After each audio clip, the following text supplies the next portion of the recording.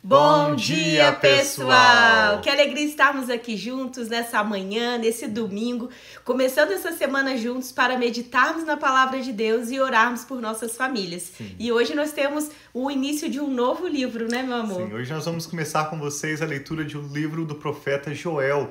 Na verdade, um livro bem curtinho, dentre os chamados profetas menores. É interessante que nós lemos 3 profetas maiores, Isaías, Jeremias e Ezequiel. Na Bíblia, hoje nós também temos Daniel dentre os chamados profetas maiores, mas nas escrituras originais, na Bíblia hebraica chamada Tanakh, Daniel está junto com os livros de sabedoria, os escritos, como Salmos, Provérbios, o livro de Jó e também Daniel. E a Bíblia original hebraica apresenta 3 profetas maiores, que são Isaías, Jeremias e Ezequiel. Em seguida, vem na Bíblia hebraica um único livro, que são os chamados profetas menores, por causa da curta extensão da mensagem de cada um desses profetas. Não tem a ver com a relevância ou com o nível profético da mensagem deles, mas são chamados profetas menores porque a mensagem deles foram escritas com muito menos palavras comparadas com os livros de Isaías, Ezequiel e Jeremias. E é curioso, muitos comentaristas acreditam que não é coincidência que nós temos os 3 profetas maiores e 12 profetas menores. Provavelmente os 3 profetas maiores apontando para os patriarcas Abraão, Isaque e Jacó, com quem se iniciou esse relacionamento de Deus com o povo de Israel, e também os 12 profetas menores representando cada uma das 12 tribos de Israel.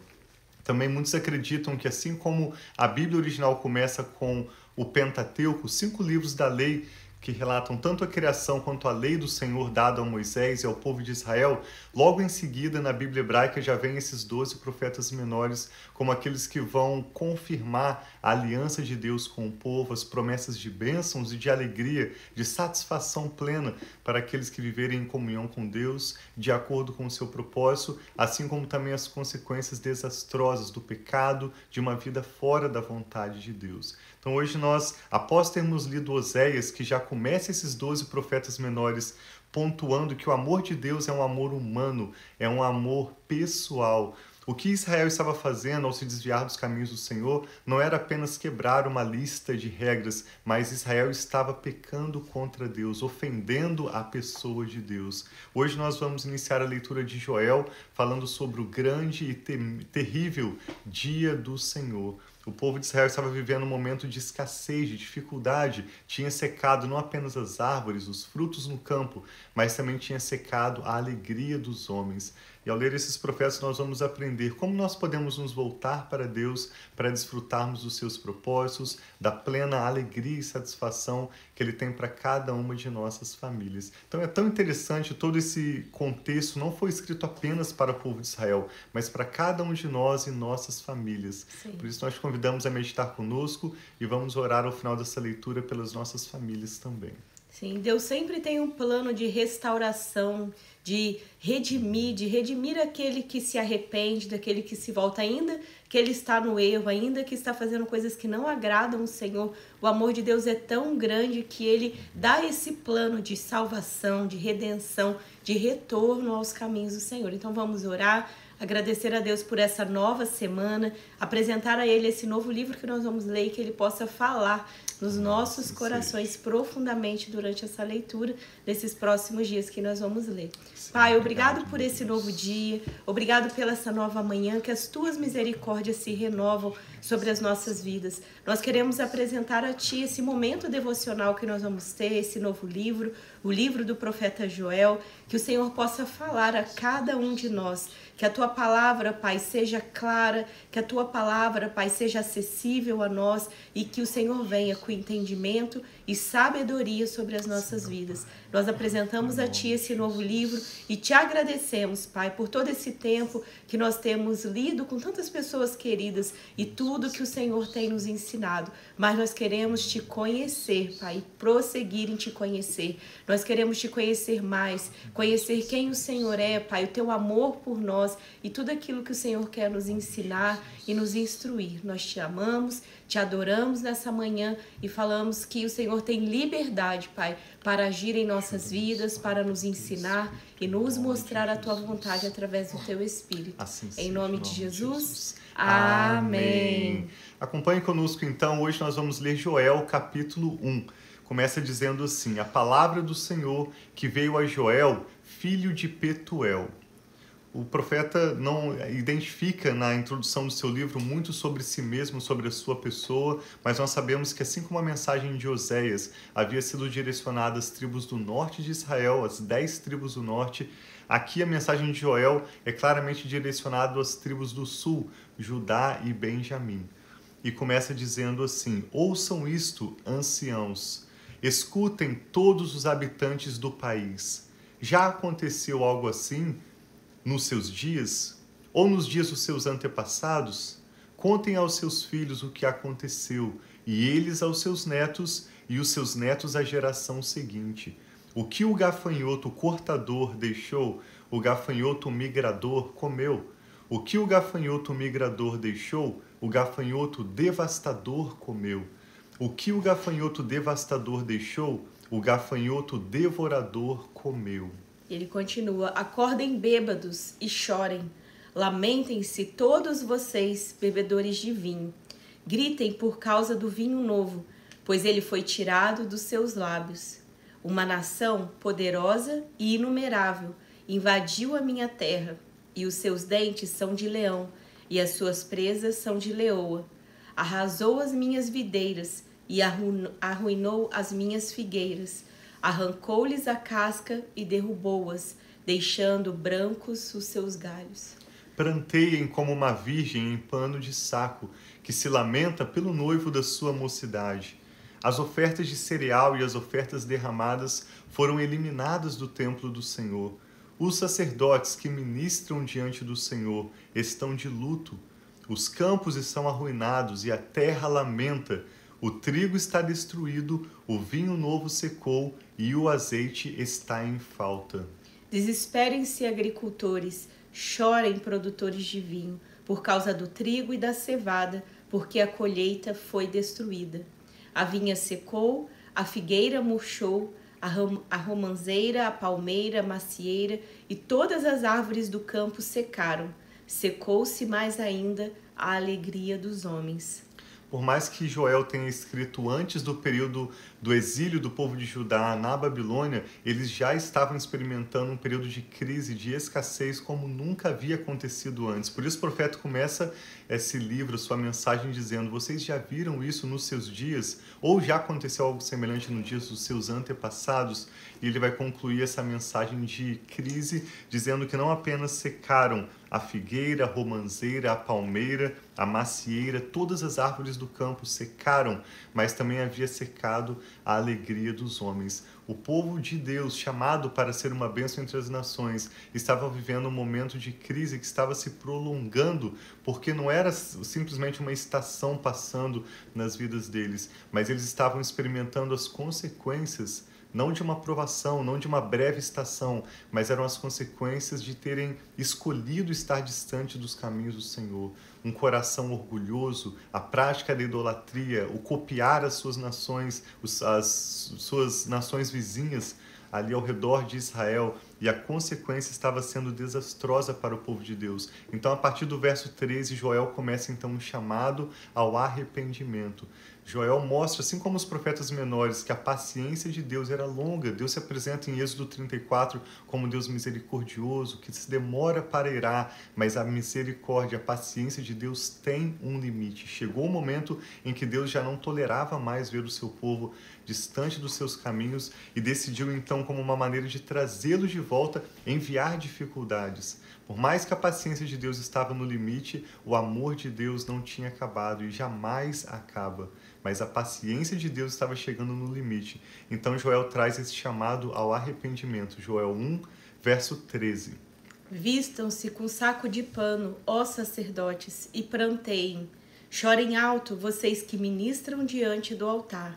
Venham, passem a noite vestidos de luto, vocês que ministram diante de Deus, pois as ofertas de cereal e as ofertas derramadas foram suprimidas do templo do seu Deus. Consagrem um jejum, convoquem uma assembleia sagrada, reúnam as autoridades e todos os habitantes do país no templo do Senhor, o seu Deus, e clamem o Senhor. Aqui nós vemos uma estratégia também de momentos difíceis.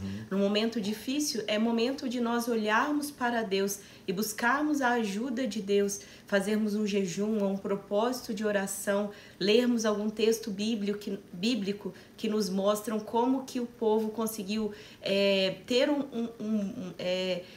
como que diz, eles venceram, e você declarar aquela vitória sobre a sua vida. Então aqui Deus está chamando, através do profeta, Deus está falando: convoquem um jejum, chorem, pranteiem, venha se humilhar diante de mim, porque muitas vezes nesses momentos de dificuldade nós temos duas opções: ou voltar para Deus ou buscar outros recursos e sair de uma outra forma, mas sempre a melhor opção é nós buscarmos a Deus, orarmos, nos humilharmos e falar: Senhor, eu me arrependo, me ensina-me o que o Senhor tem a me ensinar, o que o Senhor tem para mim nesse momento. Sim, os demais profetas falaram do mesmo assunto. Eu me lembro, por exemplo, de Jeremias, nas suas lamentações, que escreveu: eu quero trazer à minha memória aquilo que me traz esperança. Oséias falou que eles deveriam buscar o Senhor até que eles o encontrassem.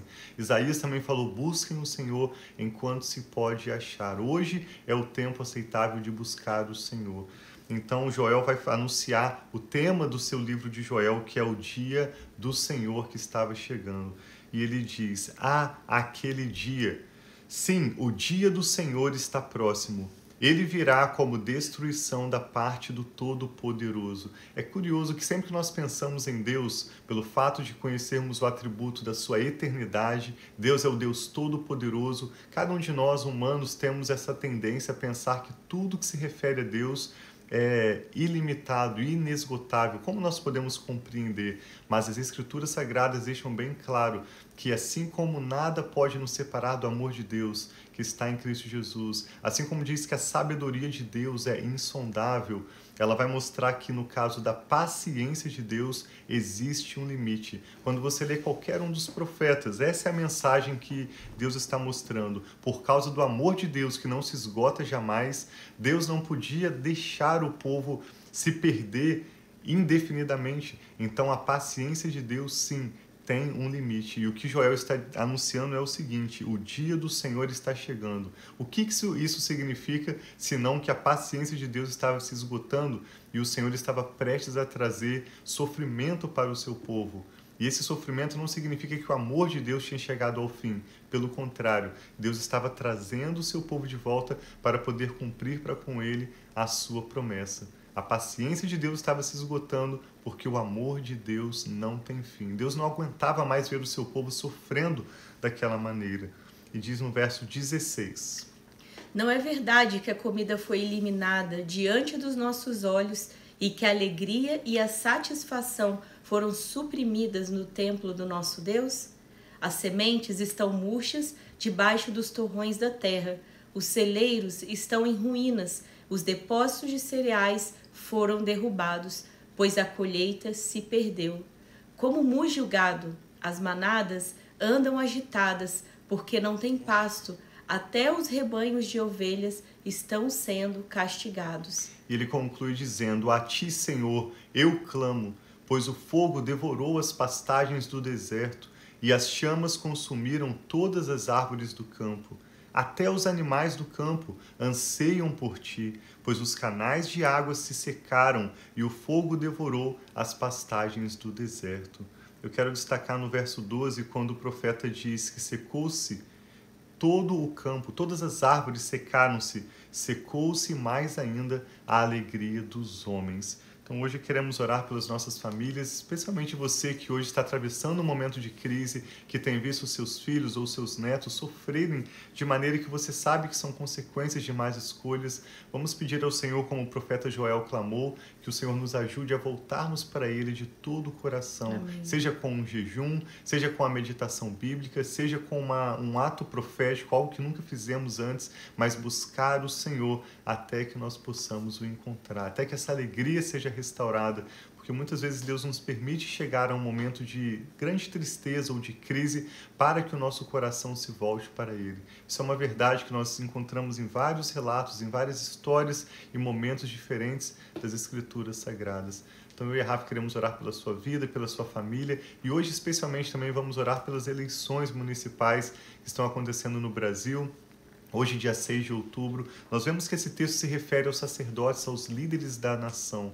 As autoridades do povo são mencionadas porque a partir das autoridades que são estabelecidas por Deus, Deus deseja trazer paz, Deus deseja trazer justiça e bênção sobre o nosso povo. Por isso a Bíblia nos orienta também a orarmos pelas autoridades constituídas. Vamos orar juntos? Sim.